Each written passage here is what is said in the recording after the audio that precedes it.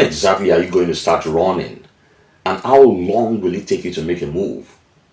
Don't see this as just another random message, because it's truly a matter of life and death. Once upon a time, as recorded in Acts 9, was a dangerous man called Saul, who heard the voice of the Lord in an unusual way and fell to the ground. In the same process, he became blind by his hearing light. This event happened while Saul was on his way to Damascus from Jerusalem. Anyway, this talk is not about Saul, but about an unsung hero named Ananias. This Ananias was assigned by God in a vision to look for Saul and lay hands on him, that he might receive his sight. Remember, I said Saul had become blind. So of course, at this point, Ananias was going to play the role of getting him on his feet again and begin the walk of faith. You can imagine how Ananias felt about this assignment. Remember, this Saul was a notorious hunter of Christians. He was the man that championed the brutal murder of Stephen. Yet God told Ananias to go and be of ministerial help to him. Look at that. Do you even believe that as at that time, Saul still had papers from the chief priest giving him a license to take down people like Ananias himself? You can imagine how poor Ananias would have felt about all this. Sometimes God puts a burden in our hearts to talk to certain people.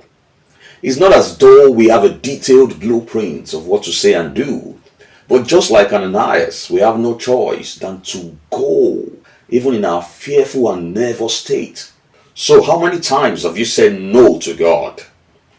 How many excuses can you possibly generate? How do you sleep at night if that soul never hears from you until he or she crosses to the other side? Just like the case of Ananias, sometimes God presents opportunities before us, and sometimes we create these opportunities as men who value the souls of men. Jonah declined when God presented an opportunity before him. He had 1,000,001 reasons to go in the opposite direction.